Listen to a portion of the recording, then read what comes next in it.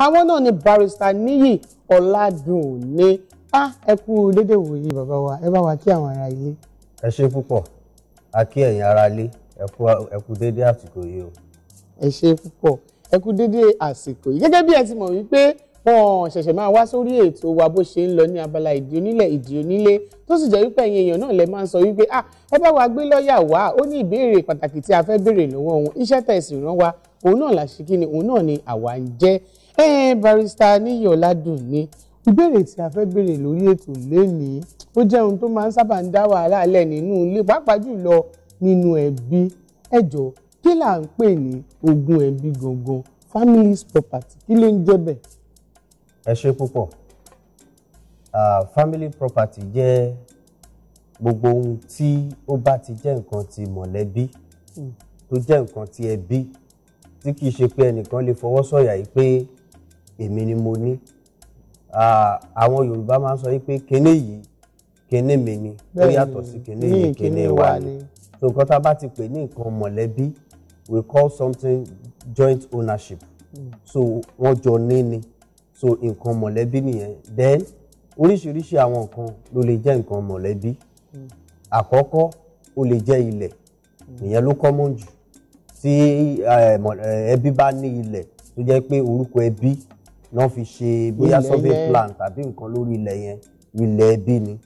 Then ó lè jẹ́ ilé, ó lè jẹ́ àwọn nǹkan míì náà. Bọ̀ gbogbo nǹkan tá a bá láti sọ pé nǹkan ẹbí ni, ìyẹn là ń pè ní family property. Ìyẹn ni gbogbo nǹkan tá a bá ṣàtìmọ̀ wípé nǹkan ẹbí ni òun là ń pè ní family property. Ẹ yára lé ẹ máa tẹ̀lé wa lọ bí wọ́n ṣe ń bá wa sọ àwọn ọ̀rọ̀ yìí o. Tí a bá kúrò níbi ọ̀rọ̀ tí ẹ sọ yẹn, báwo gan ni a ṣe lè ṣe property ẹbí? Báwo la ṣe lè kó jọ tó fi máa ń di pé kíní yìí o property ẹbí ni, ogún ẹbí náà máa ń pè? Báwo náà ṣe lè ṣe? Ẹ ṣé púpọ̀. Oríṣiríṣi ọ̀nà la lè gbà create family property.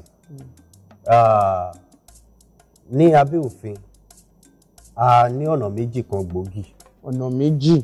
Àkọ́kọ́ by action of the parties. Okay. Then èkejì by the operation of law. Okay. Ìyẹn ni pé àkọ́kọ́ jẹ́ nípa ìṣesí ara wa. Ìyẹn túmọ̀ sí pé bóyá ẹnìkan tó ní ilẹ̀ tó pọ̀, bóyá aráàta, bóyá ọmọ ẹbí náà ni, tó wá ṣe will.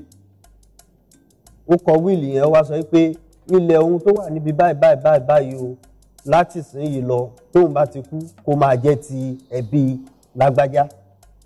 So a lè create by a will.